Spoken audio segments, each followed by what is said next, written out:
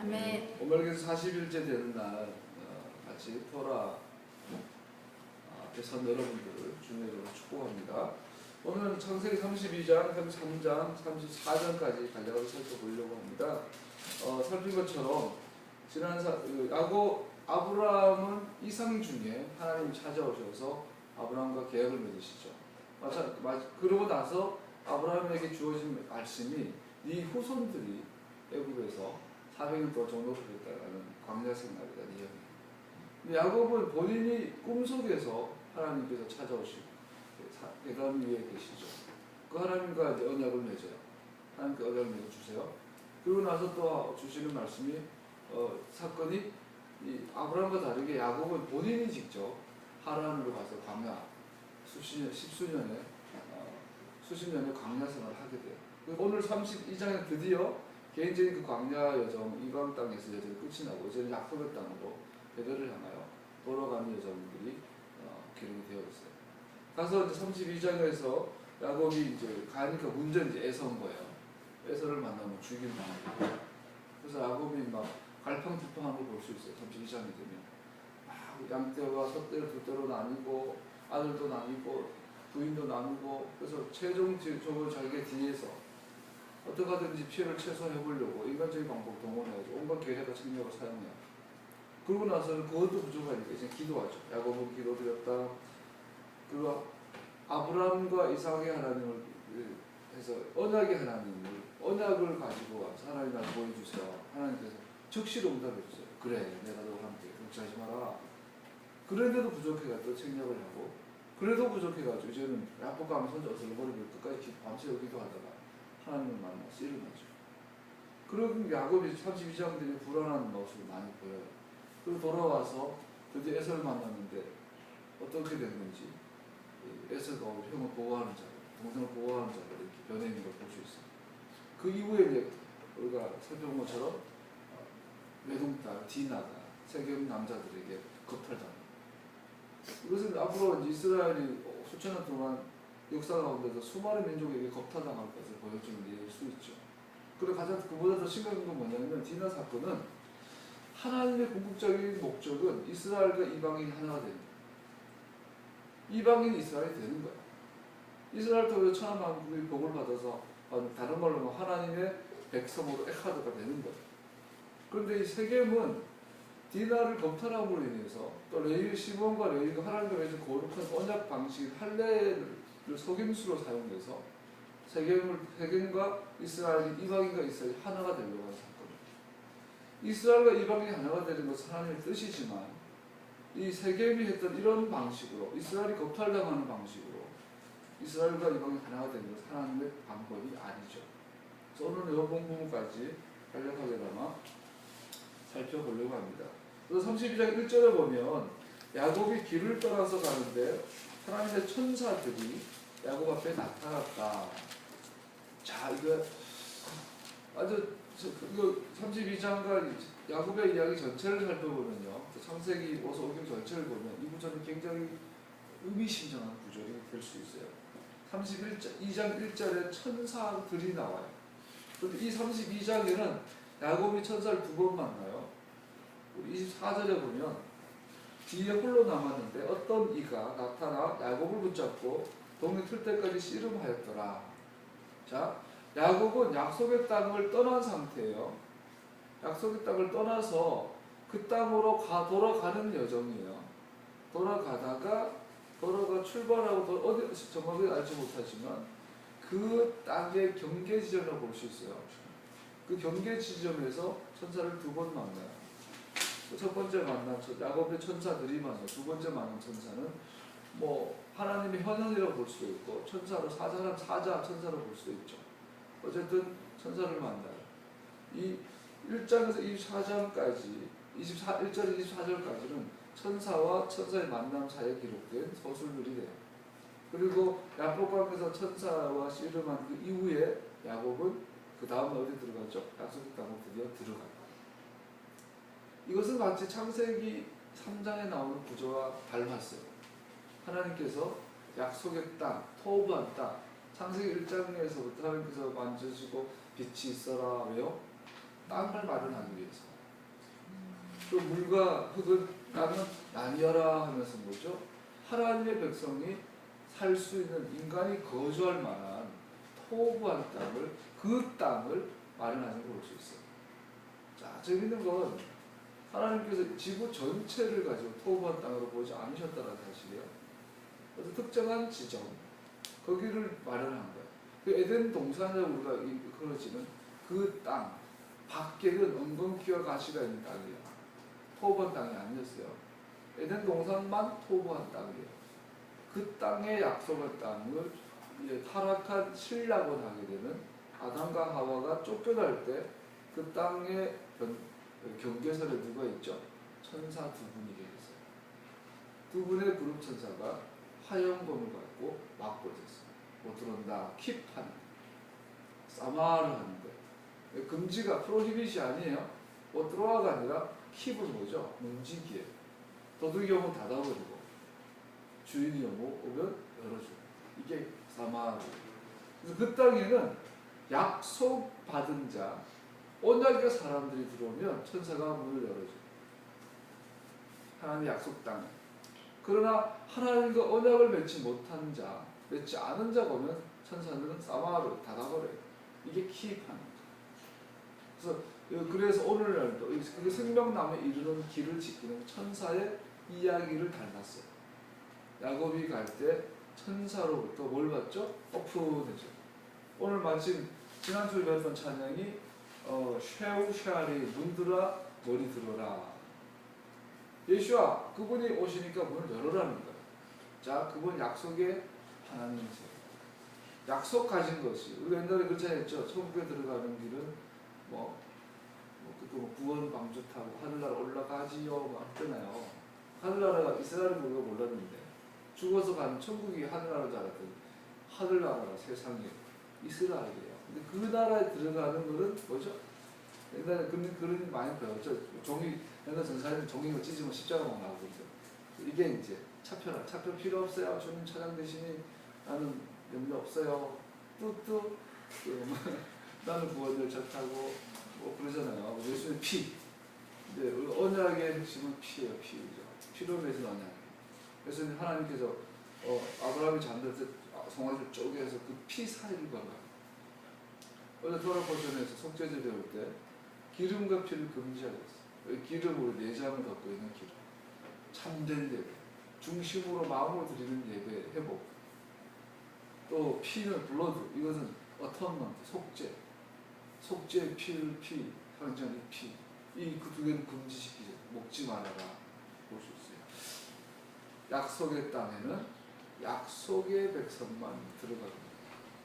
다 거기서 살 수 있죠. 오늘날 팔레스타인의 수많은 아랍족들이 여러 이방인들이 살아요. 그런 문제는 그들이 그 땅의 주인일 수 없는 것은 그들은 하나님 언약을 맺지 않았어요.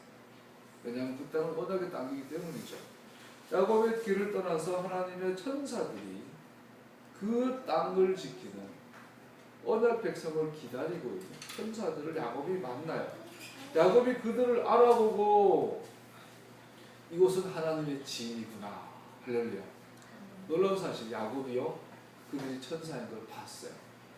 그리고 그 천사들의 기능이 뭔지를 봤어요. 하나님의 땅을 보호하는 자들이구나.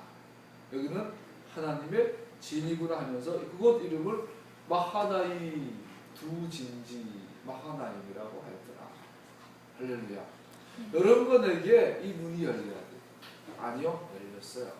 그래서 오늘날의 개념으로 이 야곱이 천사들 보고 그들을 알아보고 했던 오늘날 표현하면 이렇게 할 수 있어요. 이스라엘이 열렸다. 이스라엘의 회복에 대해서 눈이 열렸다. 이스라엘이 누군지 알아요. 토라가 회복되었다. 토라의 눈이 열렸다라고 부르십니다. 할렐루야. 여러분들은 그 땅이 이스라엘에 약속되어진 것을 믿습니까? 눈이 열렸어요. 그래서 이 시대에 그 땅을 지키시는 하나님의 사자들 보는 눈도 열려야죠. 두 번째 천사를 만나요. 이제 야곱강에서. 그러면서 9절에부터 야곱이 기도해요. 에서 형님이 그 우락부락한 그 근육질의 손을 가지고 나를 팰 건데, 나를 죽일 건데, 혼자 죽는 것도 아니고 이제는 사랑하는 아내도 있고 아들들이 있고 수많은 재산이 있는데 이거 다 뺏어갈 텐데 와 이를 어떡하나. 야곱 막 32장 되면 이제 막 어쩔 바를 몰라요. 기도하죠. 할아버지 아브라함을 보살펴 주신 하나님, 아버지 이삭을 보살펴 주신 하나님, 고향 친족에게로 돌아가는 은혜를 베푸시겠다고 저에게 약속하신 하나님. 야곱이 믿을 분은 하나님인데 그분은 약속하신 하나님을 믿을 수밖에 없었어요. 주님께서 주님의 종에게 베푸신 이 모든 은총과 진실을 이 종은 감히 받을 자격이 없습니다. 제가 이 요단강을 건널 때 가진 것이라고는 지팡이 하나뿐이었습니다만 이제 저는 이처럼 두 무리나 이루었습니다. 부디 제 형의 손에서 에사의 손에서 저를 건져주십시오. 형이 와서 저를 치고 아내들과 자식들까지 죽일까 두렵습니다. 그랬더니 하나님께서 즉시로 말씀하세요. 주님께서 말씀하시기를 내가 반드시 너에게 은혜를 베풀어서 너의 씨가 바다의 모래처럼 셀 수 없이 많아지게 하겠다. 아브라함이 하나님의 도우심을 구할 때 뭘 건드리냐면 하나님의 언약을 건드는 거야. 계약서 건드는 거야. 하나님 계약하셨잖아요. 사인하셨잖아요. 신실하세요. 그래서 하나님께서 흡족하게 아멘 하는 거야. 내가 너와 계획에 신실하겠다. 그 표현이 뭐예요? 네 자손이 바다의 모래처럼 많게 하겠다. 정확하게 아브라함의 계약으로 응답하시는 걸 볼 수 있어요. 기도 응답 받고 싶으세요? 언약 안에 들어가세요. 언약을 기억하세요. 하나님께 언약을 상기시켜 드리세요. 그는 주무시지도 않고 졸지도 않으시고 게으르시지도 않으시고 언약에 신실하신 분이세요. 우리로 하여금 하나님께서 하나님의 언약에 신실하시도록 기도하는 파수꾼으로 중보기도자로 여러분들을 부르셨다고 믿습니다. 우리가 그 중보기도의 삶, 언약이 성취되기를 밤낮으로 부르짖는 중보기도자의 삶을 살게 된다면 여러분과 내 삶은 하나님의 임재와 하나님의 응답이 끊임없이 나타날 것입니다. 현존하는 하나님이 현존하시는 하나님의 임재하심이 동시에 하나님의 공급하심과 보호하심이 우리에게 신선한 기름 부심이 항상 새롭게 될 것일 줄 믿습니다. 할렐루야. 우리 꼬맹이들 사랑해. 24절 보니까 뒤에 흘러남았는데 어떤 이가 나타나 야곱을 붙잡고 동이 틀 때까지 씨름을 하였다. 야곱이 도저히 이길 수 없다는 것을 알고 야곱을 알고 엉덩이 표를 쳤다. 28절 그 사람이 말했다.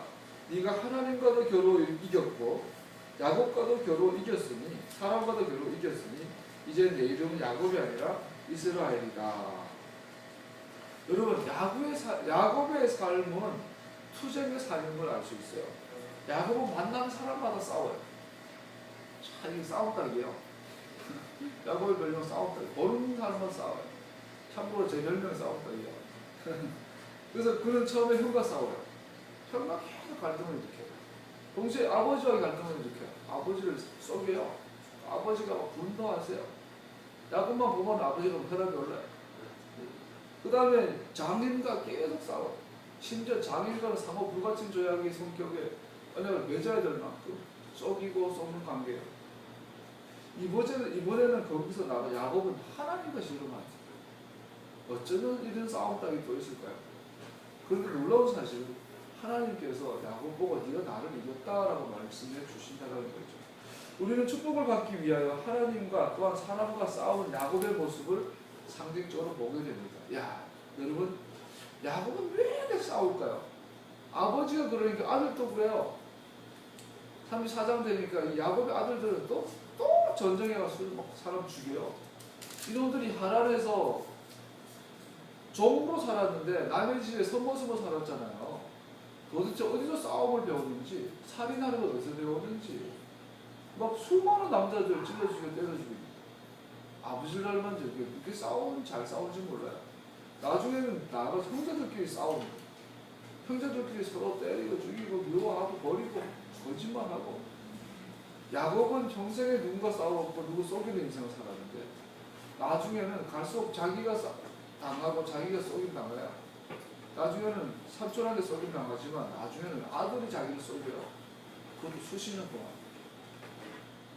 뻔히 눈 뜨고 살아있는 아들 죽었다고 사자한테 찢겨 죽었다고. 새까만 거짓말을 하는데 야곱은 수십 년 동안 그냥 새까맣게 썩고 사는 거예요. 야곱의 인생이 어쩜 이렇게 믿음의 조상의 3인방 왜 어울리지 않게 이렇게 갈등하는지 모르죠. 이것은 뭘 의미할까요? 야곱은 축복을 얻기 위해서 야곱과 그의 가정의 특징을 한마디로 요약하면 결론적으로 이들은 하나님의 축복과 하나님의 은혜를 얻기 위하여 엄청나게 투자하는 걸 볼 수 있어요. 여기에 이 투자를 할 때마다 하나님께서 어떻게 해요? 스탑시켜요. 그리고 하나님의 은혜로 그 모든 것을 축복을 주신 것을 볼 수 있어요.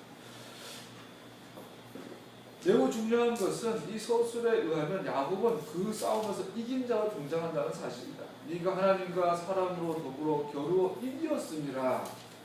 하나님과의 싸움에서조차 야곱의 승리는 본문의 설명에 의하면 천사가 그를 축복했을 때 주어졌다. 자, 이스라엘 이 말은 하나님과 겨루어 이기다라는 것, 이 성경은 설명을 해주고 있는데 다르게 해석하면요. 하나님께 야곱에게 힘을 주시다. 다르게 이해하면 하나님께서 이스라엘을 위해서 싸우신다. 할렐루야. 예수님께서 원수를 사랑하라 했어요. 그런데 토라에 보면 하나님께서 모세에게 네가 저 가나안 자 여호수아에게 여호수아 군대가 받은 명령은 진멸이에요. 예수님께서 사람을 명하셨는데 원수를 사랑하려 했는데 모세 공동체 이 시내산의 하나님은 가나안의 족속을 다 죽여라는 거예요. 멸절시키라는 거예요. 씨를 말리라는, 삼족을 멸하라는 그런 말합니다. 그래서 오늘날 크리스찬들은 하나님이 변했어. 그죠? 구약과 신약이야. 하나님은 변했어. 그래서 구약은 참고만 하면 돼. 토라는 패해졌어. 이런단 말이죠. 하나님의 원수가 누굴까요, 여러분? 그럼 하나님은 하나님의 원수를 용서라 했을까요? 이스라엘의 이름만 해서 내가 이스라엘을 위해서 싸우겠다는 이스라엘의 대적은 나의 대적이다.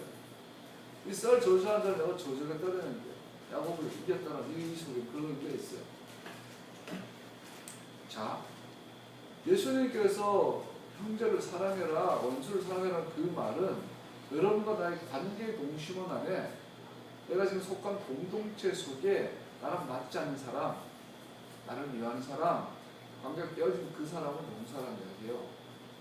그러나 하나님의 대적, 즉 이스라엘의 대적, 이스라엘을 겁탈하고 이 땅에서 이스라엘을 제하여 버리려는 자들, 세력들, 그것은 하나님의 대적이에요. 야곱이 하나님과 싸움에서 이겼어요. 즉 하나님은 이스라엘의 대적과 대적하세요. 할렐루야. 그래서 이스라엘 대적했던 나라 바벨론은 사라졌어요. 아수르는 지구상에서 사라졌어요. 천하의 로마가 무너졌어요. 이스라엘 건드린 나라가 지구상에 남아있는 나라가 없어요. 그러나 여전히 이스라엘은 세상에 갑자기 땅을 확보하고 건국하고 나라를 세워버려요. 이제 이스라엘은 형식적인 이스라엘이 회복되어졌는데 이제는 참 이스라엘 이 땅에 세워질 거예요. 그때가 그 눈을 보는 눈이 아까 천사들을 보고 그 땅을 향하여 그 언약을 보는 눈이 열리는 것으로 이해할 수 있겠죠.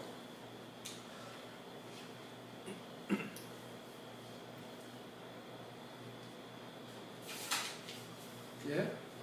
오늘 그리고 나서 32장 3절 이하에 보면 드디어 야곱이 에사를 만날 준비를 많이 하죠. 그래서 나중에 33장에 가면 야곱과 에사를 만나면서 야곱이 염려했던 사건이 일어나지 않아요. 오히려 에서가 야곱을 안아주고 키스해주고 데려온 400의 용사들. 아이러니한 건 이 400의 용사를 정말로 에서가 무슨 마음으로 데려왔는지는 성경은 말하지 않아요. 몰라요. 정말로 미워서 어떻게 해보려고 왔는데 야곱이 저 절고 있으니까 불쌍해서 그 자리에서 그냥 기분적으로 즉흥적으로 용서했는지 우리는 알지 못해요. 우리는 그 결과만 알 뿐이에요. 이 야곱을 죽이려고 왔든지 어떤 이유에서 데려왔던 이 무서운 야곱에게는 두려움의 대상인 400명이 결과적으로 이스라엘 야곱을 보호하는 자들로 변화됩니다. 자, 그러면서 성경은 전체를 뭐라고 말하고 있냐면 야곱의 기도는 사태의 반전을 설명하면서 중요한 역할을 합니다.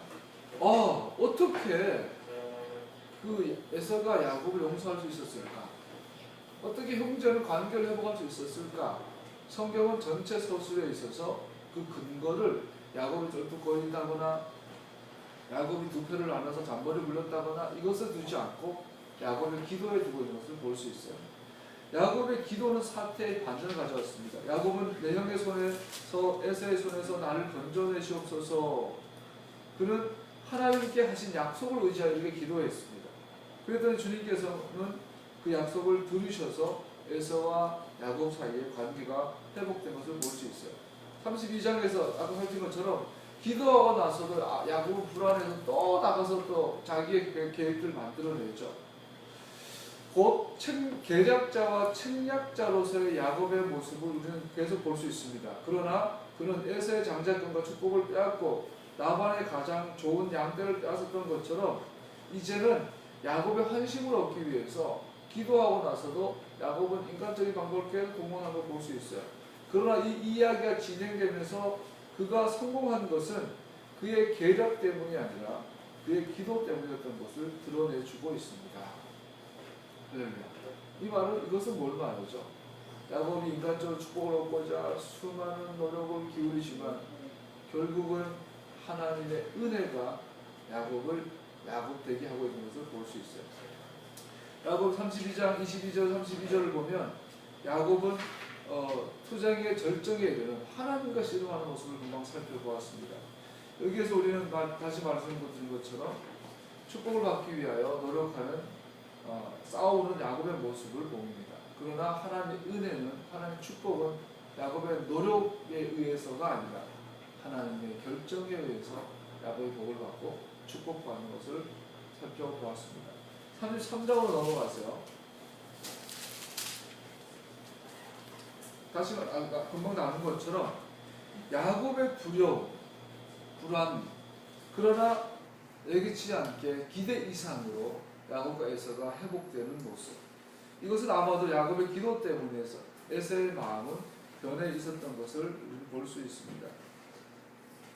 야곱은 다시 한번 안전을 구하기 위해 모든 노력을 기울였지만 마지막 결과로 볼 때 그러한 노력은 유익한 것으로 판명된 것을 볼 수 있습니다. 야곱은 계속해서 계획을 세우고 계략을 짜지만 궁극적으로 하나님의 계획이 야곱의 계획을 무익한 것으로 만들고 있습니다. 이 서술들 속에서 하나님은 야곱의 계획과 노력은 항상 무익한 것으로 끝이 나고 결국은 하나님의 은혜와 도우심이 좋은 선한 결과를 계속 도출하는 것을 성경은 계속해서 보여주고 있는 것을 볼 수 있습니다. 그리고 에서와 야곱 사이의 관계를 통해서 성경 전체를 보면 후기 선지서가 묘사해주고 있는 다윗 왕조의 역사적 이스라엘과 에서의 후손인 에돔 사이의 관계를 예시해 줍니다. 여기서는 야곱과 에서가 화해를 하긴 했어요. 그러나 뭔가 좀 찝찝하죠. 그랬더니 야곱이 그냥 형님 이 핑계 저 핑계 대고 너무 여행길 지쳤으니까 형님 먼저 가세요. 제가 뒤따라갈게요. 그러고 또 거짓말해요. 그러고 또 이번에 세견당으로 가가지고 또 돈 주고 사서 거기에 사는 거. 어색한 동거가 시작된 거예요. 그죠? 그 사이에 아버지가 또 돌아가세요. 이삭이 돌아가세요. 참 어색한 형제 사이. 그 이후로 야곱과 에서가 다시 만나서 뭐 이렇게 했다는 기록이 없어요. 다만 나중에 선지서에 보면 오바댜서나 열왕기상 11장 이런 데 보면 에돔이 멸망에 대해서 계속 예언된 것을 볼 수 있어요. 자, 에서와 야곱의 관계는 주목해서 보셔야 되는데 최종 결과적으로 오바댜 21장 21절에 보면 에돔, 에서의 후손인 에돔이 망해요. 멸절돼요. 중요한 건 이것을 에돔의 저주로 볼 수 있는가? 그렇지 않아요. 멸절됨으로 인해 에돔 땅이 이스라엘이 돼요. 에서가 그랬던 그 땅들이 이스라엘에 위해 주어진 약속의 땅이 되었죠. 그래서 전체적으로 봤을 때 천하만민이 너를 복을 받겠다. 하나님께 에서를 위한 것이 아니라는 걸 알 수 있어요. 결과적으로 에서에 사는 수많은 에돔족 그들을 사랑하셨고 그들 멸절하셨다는 말은 그냥 하나님께 다 심판했다고 볼 수는 없어요. 그 땅이 결국 이스라엘 땅이 돼요. 결국은 궁극적으로 그 땅이 회복된 것을 볼 수 있어요. 마찬가지예요. 우리나라 5천년 역사 가운데 얼마나 많은 사람이 하나님 모르고 살았어요. 그러나 결국은 대한민국 이스라엘이 될 거야. 이 지구가 하나님 통치 안에 온전하게 들어가는 하나님의 나라 이스라엘 천국이 될 거예요. 에돔도 마찬가지로 그 회복을 오바댜는 말하는 것을 볼 수 있습니다. 33장 18절 20절 사이를 보면요. 야곱 다사람을 떠나 가나안 땅의 세겜 성에 무사히 이르러서 그 성 앞에서 장막을 쳤다. 또 그 장막 친 그 밭을 세겜의 아버지 하몰의 아들에게서 은백령을 주고 샀다. 거기서 제단을 쌓고 그 이름을 엘렐로해 이스라엘 하나님은 이스라엘 하나님이라 선포한 걸 볼 수 있어요. 이 이야기는 하나님의 신실하심을 보여주는 사건들을 저술서에 추적하고 있습니다. 비록 그는 아직 베델로 돌아오진 않았지만 가나안 땅에 거하였기 때문에 하나님께서는 여전히 신실하신 것을 볼 수 있어요. 야곱이 세겜에게 산 땅은 나중에 서술들에서 있어서 중요한 역할을 합니다. 이곳은 이스라엘 사람들이 요셉의 뼈를 묻는 곳이 되기 때문에 하나님께서 땅에 대한 자신의 약속을 궁극적으로 성취시킬 것에 대한 그들의 소망을 나타냅니다. 아브라함이 헤브론의 막벨라 땅을 구태여 돈 주고 사잖아요. 그리고 그것은 영원히 아브라함의 땅이 돼요. 아브라함이 약속받은 그 땅에 작은 굴 하나. 근데 야곱이 이제 드디어 그 땅에 와서 첫 번째 한 것이 그 땅을 파는 거예요.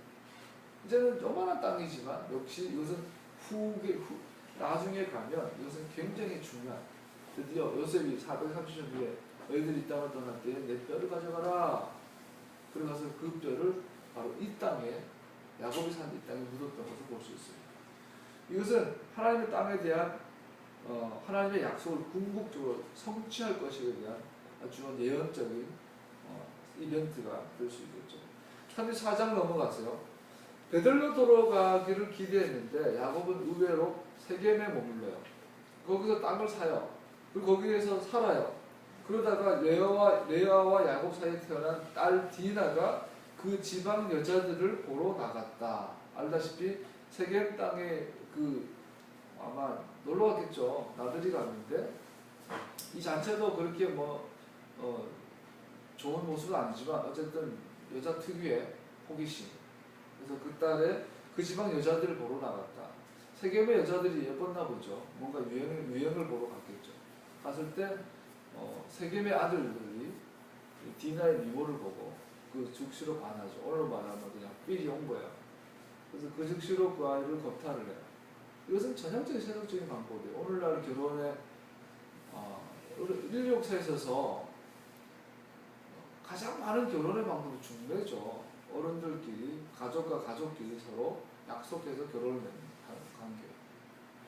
근데 이렇게 연애 결혼, 길 가다가 비를 받아가지고 춤추다가 술 먹다가 대화하다가 MT 갔다가 회사에서 하다가 서로 좋아가지고 오늘만 썸 타다가 그러다가 나중에 비를 받은 거예요. 그리고 내 사람이다. 그 눈이 가려서 연애에 빠져서 결혼하는 이런 스타일의 결혼의 이 방식이 일반화된 건 몇백 년이 안 돼요. 몇백 년이 뭐예요? 불과 100년 전 이러지 않았어요. 인류가 이렇게 가벼운 결혼을 하게 된 거, 육체적인 욕망, 육체적인 어떤 감각, 감정에 의지해서 가정을 이루는 이런 문화가 되어버린 것은 인류 역사에 있어서 좀 없던 거예요. 그것은 이방 사회에서 이스라엘은 전혀 그럴 수 없어요. 약속과 약속이 하는 결혼은 약속의 결정체예요. 근데 지금처럼 그냥 보기 아름다우니까 내 스타일이야. 내 스타일이야. 그 필이 왔어. 그래서 막 달려들어가지고 연애하고 결혼하는. 이런 지극히 이방적이고 지극히 세속적이고 지극히 동물적인 결혼의 모습은 우리 지금 세상이 그만 타락했다는 걸 볼 수 있어요. 오늘 세겜의 아들들이 딸 디나를 보고 야곱의 딸 디나에게 마음을 빼앗겼다. 그는 디나를 사랑하기 때문에 디나에게 사랑을 고백하였다. 그래서 검탈까지 볼 수 있어요. 근데 문제는 이 일이 하나님 보시기에 너무 악하다는 사실이에요. 뭐죠? 저기 말한 것처럼 하나님의 궁극적인 목적은 이스라엘과 이방인이 하나가 되는 거예요. 그것도 하나님의 방법이에요. 그런데 문제는 이 세겜의 아들들은 이스라엘의 땅에 겁탈을 했어요. 이 겁탈의 방법을 통해서 뭐라 그러죠? 우리가 이스라엘과 하나가 되자. 저들의 자손 우리의 자손이 되고 저들의 재산이 우리의 재산이 되자. 이걸 한 나라를 이루자. 자, 이스라엘의 대적들의 특징은 이스라엘 겁탈함으로 인해서 이스라엘과 한 나라가 되기 원이에요. 하나님의 목적은 이방인과 이스라엘이 하나가 되어서 모든 열방이 이스라엘 안에서 그레이트 네이션, 큰 나라를 이루는 거예요. 표현하자면 하나님은 큰 나라에 대한 궁극적인 목표를 갖고 있는데 이 세겜의 아들들은 한 나라, 이스라엘을 먹어버리겠다. 이것은 세겜에서 디나가 겁탈당한 사건을 통해 주어지는 아주 무서운 마귀의 계략인 것을 볼 수 있어요. 그래서 그런지 이때부터 지금까지 이스라엘의 모든 역사는 겁탈당하는 역사. 가는 곳마다 겁탈당해요. 어디서 좀 뭐 패권의 국가들이 나타났다 그러면 예루살렘부터 무너뜨려요. 패권 국가가 나타났다 싶으면 이스라엘부터 공격하는. 심지어 기독교 국가들조차도 예루살렘 성지를 탈환하자고 가다가 이스라엘보다 이스라엘 유대인 정착촌을 더 많이 공격하고 더 많이 겁탈했어요. 현대만 해도 사실인지 모르지만 히틀러가 유대인이라고 그러죠. 히틀러는 유대인의 피가 흐른다고 그래요. 맞는지 모르지만 히틀러가 어쩌면 동족일지도 모르는 유대인들 크게 죽였어요. 지금도 이 미국 사회에서나 서양 사회에서도 유대인들은 수전노의 대명사. 베니스 상인 같은 완전 그 유명한 셰익스피어 같은 사람들도 유대인에 대해서 오해를 하고 곡피하게 만들고 이 반유대주의 정서가 전 세계에 쫙 퍼져 있어요. 이스라엘 겁탈하고 이 디나를 겁탈하는 세겜의 영들이 전 세계를 가득해요. 이것은 마귀의 역사. 이스라엘은 그런 식으로 이방인과 하나가 될 수 없어요. 그래서 하나님의 방법이 아니에요. 이 서술 속에서 아브라함의 씨를 구별하려는 하나님의 목적은 디나와 세겜 사이의 결혼의 제한과 함께 위기에 처하게 됩니다. 우리는 세겜의 결혼의 목적이 야곱의 가족으로 하여금 가나안 거류민들과 더불어 한 민족을 이루기 위함이라는 사실을 상기하게 됩니다. 이러한 제안이 마지막으로 주어진 때는 바벨론 성이 세워질 때였습니다. 자, 바벨론 성이 하나님께서 너희들은 천하에 두루 퍼져서 번성하고 번성하여 다스려라 그 축복을 했잖아요. 이 가인의 후예들이 바벨론 도시 시티를 세울 때에 그들의 목적이 뭐예요? 우리가 흩어짐을 면하고 여기서 우리의 이름을 내자. 즉 한 민족을 세우자. 바벨론의 영. 두 번째로 이러한 제안의 말은 아브라함이 그의 아들과 이삭을 위하여 아내를 구하는 종에게 충고한 말과 대조가 된다. 아브라함이 종을 리브가를 이삭의 부인을 선택하기 위해서 보내면서 미제 땅을 보내면서 이렇게 말해요. 내가 너로 하늘의 하나님의 땅의 하나님이신 아도나이를 가리켜 맹세하노니 너는 나의 거하는 이 지방 가나안 족속의 딸 중에서 내 아들을 위하여 아내를 택하지 말고. 또한 세 번째로 야곱의 경우에 있어서 리브가의 두려움과 대조가 됩니다. 리브가가 야곱이 에사에게 위협당한 것을 보고 빨리 피신시키면서 이런 말을 했죠. 야곱이 만일 이 땅의 딸들 곧 그들과 같은 헷 사람의 딸들 중에서 아내를 취하면 나의 생명이 내게 무슨 재미가 있으리까. 마지막으로 이것은 이삭의 명령과도 대조를 이룹니다. 너는 가나안 사람의 딸들 중에서 아내를 취하지 말고. 이런 식으로 이스라엘과 이방인이 하나가 되는 한 나라가 되는 것은 하나님의 뜻이 토라의 뜻이 성경에 말하는 것이 아니라는 것을 성경은 쭉 이야기하고 있어요.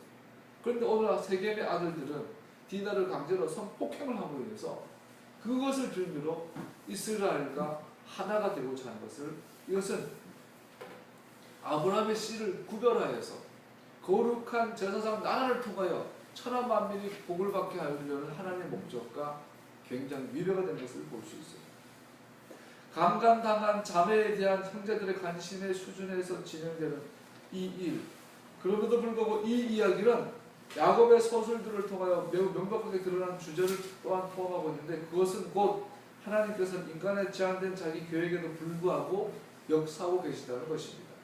저자의 목적은 이러한 인간의 계획과 책략을 인정하려는 것이 아니라 어떻게 하나님께서는 자신의 은혜로 말미암아 여전히 그들을 통하여 자신의 목적을 성취하는가를 보여줍니다.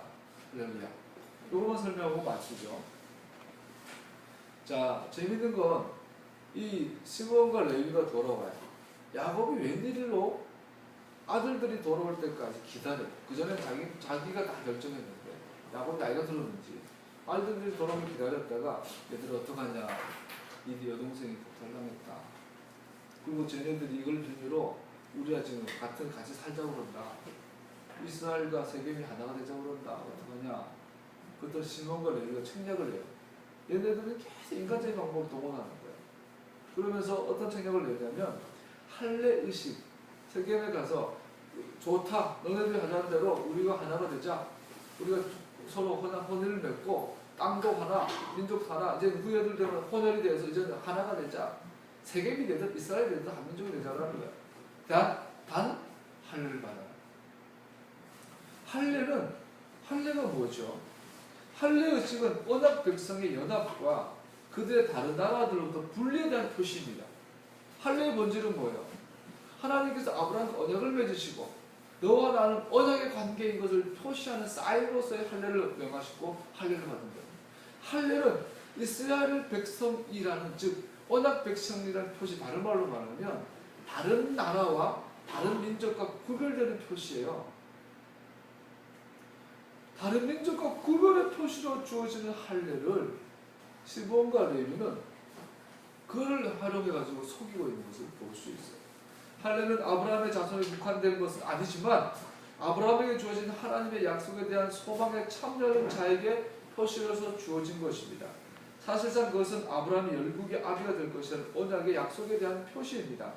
그러나 야곱의 아들들이 이들 가나안인들로 하여금 할례를 받도록 한 그들의 요구를 수행할 방법은 하나님의 의도에 정반대되는 것이었습니다. 그들은 할례를 두 가족을 한 민족으로 만드는 방법으로 제시합니다. 그것은 가나안인들이 아브라함의 자손에게로 연합되어지는 것이 아니라 오히려 아브라함의 자손이 가나안인에게로 연합되어지는 것을 의미합니다. 할렐루야. 세상은 계속했어요. 이스라엘아, 니들이 세상으로 들어와라. 니들이 세상과 하나가 되자. 니들이 이방인으로 들어와라고 말하고 있어요. 그래서 성경은 정반대로 아니야 세상아, 이방이나 너네들이 이스라엘이 되어라. 니네들이 이스라엘로 들어와라. 아브라함아, 너로 말미암아 열방의 복을 받겠다. 번역이 잘못됐다고 그러죠. 내 안에서 배 아브라함 안에서 천하 만민이 복을 받는 것이 하나님의 목적이고 뜻인데 세상은 계속해서 이스라엘을 향해 위협하고 예루살렘 성전을 무너뜨리고 예루살렘 성을 무너뜨리고 이스라엘에 대해서 전쟁을 일으키고 죽이고 포로로 끌려가면서, 여러분 포로기라는 게 뭐예요?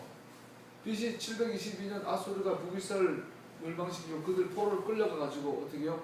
민족 혼혈 정책을 사용해요. 이방인들 강제로 결혼시켜버리고 강제로 종교를 혼합시켜버리고 그 이스라엘 열방 가운데 들어가 버렸어요. 이게 하나의 방법이 아니에요. 이번엔 바벨론이 BC 586년도 7년도 들어와가지고 느부갓네살이 예루살렘 성전을 무너뜨려요. 그들을 또 가난하고 헐벗고 무식한 자들만 남겨놓고 귀족들, 이스라엘의 정체성을 이어갈 만한 토라에 대한 지식이 있는 자들 다 끌고 가버려요. 끌고 가가지고 뭐예요? 포로로 가버려요. 다행히 바벨론은 당시의 문화와 종교를 인정하는 분위기였어요. 그래서 가서 오늘 말하는 개토, 유대인 정책적으로 따로 구별되니까 유대인의 혈통이 유지가 될 수 있던 거죠. 그럼에도 불구하고 이스라엘 유대인들은 심각한 민족적 정체성에 도전을 받는 건 사실이죠. 로마도 그랬어요. 로마가 이스라엘을 향하여 파괴하면서 흩어버려요. 히틀러가 그랬어요. 죽여버리고 흩어버려요. 어떻게든지 세상은 마귀는 이스라엘이 세상에 동화되도록, 이스라엘이 세상에 들어오도록 계속 역사가 세겜의 영리야. 하나님은 반대죠. 아니야 세상아, 열방과 니네들이 이스라엘 안으로 아브라함 이스라엘 안으로 들어오라는 거야. 할렐루야. 이게 이스라엘 열리는 거예요. 여러분과 나는 이스라엘이 되어야만 되는 거예요. 예수님을 믿는다라는 거, 예수와를 구주로 고백한다는 것은 그분 이스라엘의 왕으로 인정하는 거예요. 내가 이스라엘 백성이 되겠다라는 거예요. 그것이 구원이에요. 그것이 선택이에요. 이스라엘은 민족을 내려놓고 하나님의 선택은, 예정과 선택은 있을 수가 없어요. 이스라엘에 대해서 눈이 가려진 칼빈이 엄청난 절대적을 얘기하는 거예요. 그러니까 오늘날 칼빈주의들은 대표적으로 반유대주의자예요. 저는 칼빈주의 목사였어요. 그래서 루터와 칼빈은 얼마나 루터는 유대인을 죽여라 하고 했어요. 토라를 불태워버려라. 회당 시나고그를 무너뜨려 불태워버려라. 루터는 명령했어요. 그 뿌리가 유럽인들의 반주대주의 정세가 오늘날 신학을 만들었어요. 그 어줍잖은 신학이 미국 갔다가 한국 들어와가지고 오늘 목사님들 대외적 양성을 해놨어요. 그들이 목회를 해가지고 몇만 명, 몇십만 명, 몇천만 명의 교회들을 개척하고 건축해놨더니 반유대주의, 반토라가 가득한 한국교회를 만들어놨어요. 그 결과가 세월호 아닌가요? 그 결과가 저렇게 큰 믿음교회 같은 교회 아닌가요? 그 결과가 오늘날 지탄을 받고 있는, 어쩌면 세월호 사건이 기독교로 불똥을 튈 줄 알았지만 이렇게 튀나요? 목사님들이 말만 한마디 하면 세상에 달려들어서도 공격하는, 어쩌다 교회가 이 꼴이 됐나요? 그러나 지금 당한 이 교회는 하나님이던 그 교회가 아니에요. 오늘날 교회를 또 크리스천들, 전통교회도 마찬가지, 이스라엘아, 유대인들아 포기하고 네가 개종하라는 거야. 네가 지금 이 크리스천이 되라는 거야. 성경은 뭐라 그래? 아니야, 네가 메시아이 되라는 거야. 네가 이스라엘 되라는 거야. 어쩜 이렇게 전반 들어가고 있나, 이 교회는? 토라를 버려버리고, 절기를 버려버리고, 이스라엘을 버려버리고, 그리고 내가 교회가 이스라엘 대체했더라. 대체시나. 그 결과가 뭐예요? 사회 혐오 시설이 됐잖아요. 교회가 이사 간다면 사람들이 선전 반대하는 거예요. 얼마나 착각하는 그런 막역살에, 어젯밤에 이골목 지나가다 보니까 무슨 목사 철회하라, 무슨 교회 지옥 가라 막 써놨어요. 그럼 우리는 기도해, 이거 막역사라고. 막역살까요? 교회가 자초한 일이죠. 내가 잘못해가지고 요거도 먹으면서 그걸 왜 막역사라고 그래요? 불신자들이 바본가요? 정상적 이성을 갖고 있는 자들이, 물론 막역사가 있죠, 당연히 그 안에. 그러나 문제는 마귀가 아니라 우리 안에 있다는 거예요. 원수는 마귀가 아니라 내 자신이라는 거예요, 여러분. 토라를 떠나버린 나, 이스라엘을 버려버린 나, 절기를 버려버린 내가 문제지 마귀가 문제가 아니란 말이에요. 왜 불신자 탓을 해요? 오늘 강단에서 이스라엘의 회복을 해요. 오늘 이스라엘 회복한다면서 이스라엘 가가지고 여행을 가고 절기 참석하고, 그게 이스라엘 회복하는 건가요? 이스라엘 설교하는 게 이스라엘 회복하는 건가요? 내가 이스라엘 되는 것이 이스라엘 회복하는 거 아니에요. 내 가정이 이스라엘 되는 것, 내 자녀가 이스라엘 되게 하는 것, 내 교회들을 이스라엘로 만드는 것, 이것이 목사가 하는 일이고 이것이 이스라엘 회복 아니에요. 오늘 정작 이스라엘 위해서 기도하고 이스라엘 선교를 하고 앞에를 불러가지고 공부하고 이런 분들도 이스라엘 회복을 위해서 한다면서 본인이 이스라엘 아니래. 나는 토라 안 지켜야 되는데 무슨 망발이에요. 한국 교회는 더 어둠 속에 들어갈 거야. 그러나 토라는 더 빛날 거야. 이 메시아닉 회복운동은 반드시 이루어질 거예요. 우리가 고민해야 될 거는 이 토라의 회복.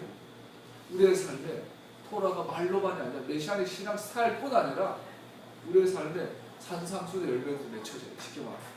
예수님에서 나온 마태복음 6장 7장의 우리 삶에도 그대로 실행되어져요. 이건 진정한 메시아닉. 할렐루야. 세계의 영이 역사합니다. 세계의 영은 오늘날 우리에게 대체 신학으로 반유대주의 정서로 가득합니다. 오늘 우리나라에 알려진 신학자들 치고 대체 신학 안 하는 분이 없어요. 우리나라에 알려진 목사님들 치고 반유대주의 안 갖고 있는 분이 없어요. 메시아닉 운동은 이단이래요. 5대 신사도 운동을 갖다 붙여야 메시아닉 운동을. 예언 운동과 메시아닉 운동 무슨 상관이 있어요? 아무 상관없어요. 신사도 운동과 메시아닉 운동 아무 상관없어요. 요즘 뭐 세관점 신학, 뭐야 세관점 신앙 무슨 박사님 시청크 말도 안 돼. 그거는 상관없어요. 메시아의 운동은. 왜 그런 것 같이 붙이려고 그래요? 제가 흥분합니다.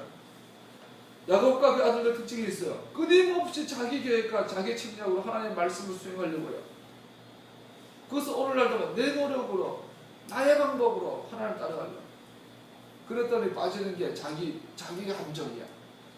교회가 자기 방법으로 예수 믿는 토라 버리고, 토라는 하나님의 방법이에요. 하나님의 길을 버리고 예수 믿으려고 했더니 결국 빠진 게 자가당착이야. 갈 곳을 잃어버려. 이젠 기도가 해봐도, 뭐 성경 공부해봐도, 뭐 부모도 해봐도 갈 바를 몰라요. 왜 그랬죠? 자가당착이 빠져. 하나님의 길을 떠났기 때문이죠. 그러한 자들, 항상 하나님의 계획을 앞질러 가는 자들이 있습니다. 그들을 대표하는 게 야곱과 야곱의 아들들이에요. 그러나 성경은 말해요. 하나님의 계획은 변함이 없다. 하나님은 조석변이하는 분이 아니다. 옛 언약과 새 언약이 있는 것이 아니라 언약은 하나밖에 없다. 옛날엔 이 말하고 지금 이 말하는 분이 아니다라는 거죠. 그래서 야곱의 가정은 궁극적으로 야곱의 가정의 삶의 궁극적인 능력은 하나님의 은혜다. 야곱과 아브라함과 이삭과 야곱의 삶을 한마디로 말하면 뭐예요? 하나님의 은혜. 바로 말로 말하면 오직 믿음. 그들은 내 시대가 아니에요. 그들은 믿음의 사람들이었어요. 하나님과 그의 가족은, 야곱과 그의 가족은 계속해서 그들 자신의 계획과 책략을 가지고 하나님의 의도를 수행하려고 시도하는 자로서 특징되어집니다. 비록 그들은 성공을 위하여 교활한 속임수를 포함시키지만 표면적으로 볼 때 그들의 계획은 잘 수행됩니다. 그러나 저자는, 성경은 그러한 계획이 하나님 자신의 계획을 나타내는 것을 의도하기를 원치 않습니다. 또한 반대로 야곱과 그의 가족의 계획은 항상 하나님과 그분의 계획을 훨씬 앞질러 가는 자들의 계획으로 묘사됩니다. 그럼에도 불구하고 이 이야기들의 궁극적인 목적은 그러한 계획들이 하나님의 자신의 계획과는 상반됨에도 불구하고 그것들이 하나님의 의도의 궁극적인 성취를 왜곡시키지 못함을 보여줍니다. 할렐루야. 우리는 하나님께서 약속하신, 하나님께서 계획하신 그것을 성령에 보고 그것이 하나님의 때를 따라 하나님의 방법으로 이루어지기를 기도하며 삶을 조정하는 자가 되어야 될 줄로 믿습니다. 이 세 개의 영이 오늘 우리 가운데 반유대주의 정서로, 대체신학으로 전 세계에 가득해. 이것이 전 세계 어둠을 끌어당기는 원인이에요. 이제 메시아닉 운동은, 토라 회복은 이 모든 것을 파쇄하고 그 땅이 하나님의 이스라엘이 회복되어지는 역사를 이 땅에 이루게 하실 줄로 우리는 믿습니다. 왜냐하면 그것이 하나님의 말씀이니까. 한번 그 모든 것들이 개인의 삶과 교회와 민족과 열방에서 이루어지기를 기도하겠습니다.